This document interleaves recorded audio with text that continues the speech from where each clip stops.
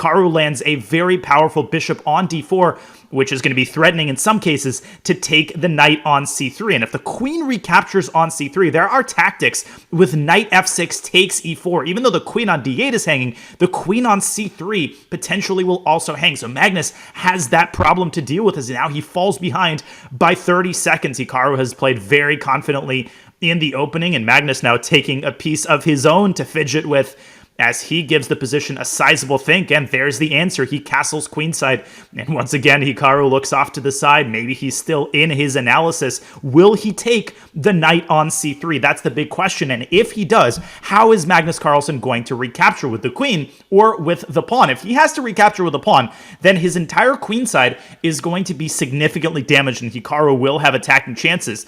And Hikaru very enticed by that possibility. Magnus not even thinking about taking back with a queen because of knight takes e4. And he takes back with a pawn. And now the big threat is e4, e5, winning the knight on f6. Hikaru must deal with that immediately. And he does. He moves the rook out to e8. And Magnus completing his development by bringing his light squared bishop out to c4. Now notice that the pawn on e4 is untouchable. It cannot be captured with the rook because of queen takes e4. And the queen on d8 is going to be captured by white's bishop. So the pawn isn't the problem for white. The problem for white, as Magnus takes a sip of caffeinated Coca-Cola there, giving himself some energy to think about this complicated position. The problem for white is that damaged queenside. He cannot let black's queen get to a3 or the rook to get to the a file. All of that is a very dangerous possibility. But for the time being, white has some very active development, but a big move there by Magnus as he trades his dark squared bishop for the knight on f6, and he essentially forces an endgame where both sides now have very damaged pawn structures. Black has that damage on the king side, and white respectively has the damage structure on the queen side. Hikaru taking active steps to fix his structure as he pushes the pawn up to f5, and he contests Magnus's control of the center. The idea is to undouble his pawns, and in the event of a trade on f5, black gets his light squared bishop out. And in that situation, I think black is the one who can argue that he's slightly better. So Magnus has to tread very carefully here as he falls now to a minute 20 on the clock. He's a full 40 seconds down.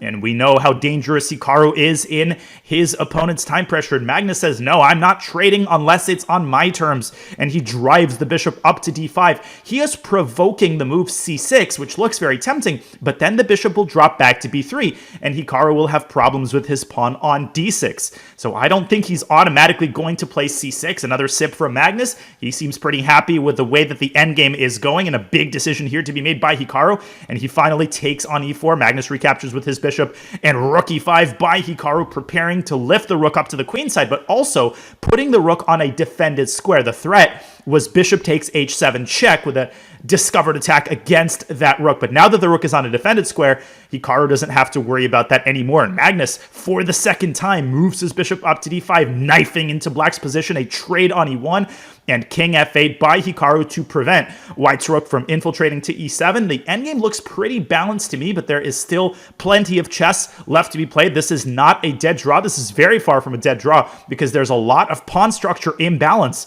with both sides having weaknesses on the respective flanks. c6 now played by Hikaru, driving the bishop away from the center. And will Hikaru play d5? Not just yet. He develops his bishop to f5 and moves it back to g6 in order to reinforce that weak pawn on f7. And Magnus says, I'm not letting you sleep peacefully on g6.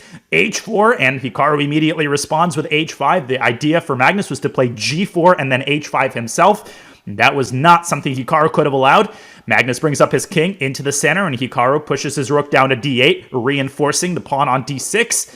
Bishop c4 by Magnus. Is he preparing to offer a bishop trade? Yes, he is. And now Hikaru is the one who says, I'm fine to trade, but if you want to take on g6, you're going to have to help my pawn structure improve. Bishop takes g6, f takes g6, and black's kingside pawn structure is fully rectified.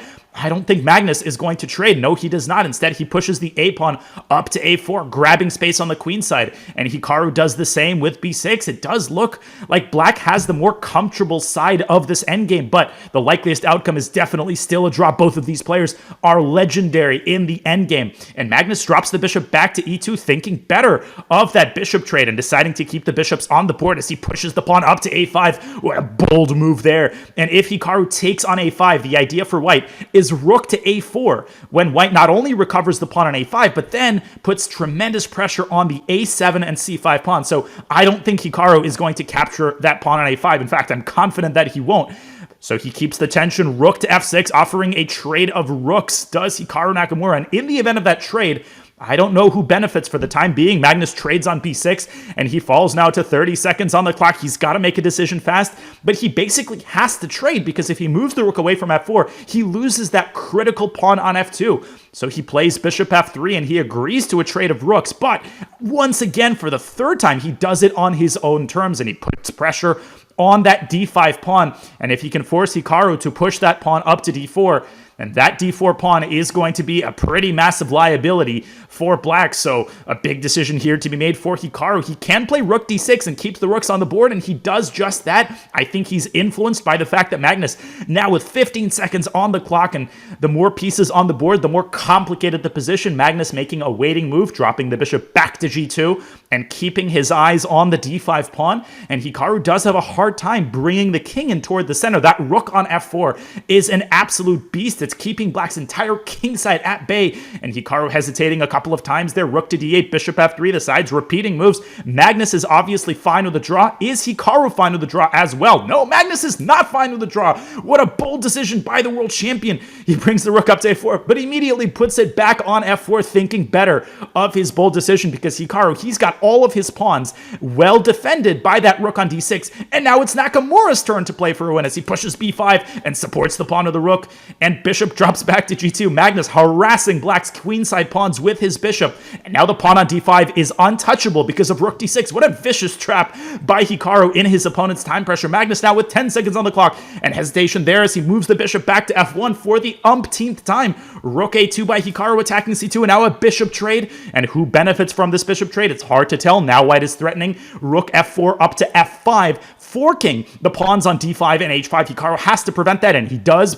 by moving his king up to g6. And now it's Magnus's turn to expand on the king side, g4, leading to some frustration by Nakamura. And the rook, is it going to move up to g5, checking the king and forcing it back to e6? And now Magnus with a passed pawn on h4. Is he going to push that passed pawn?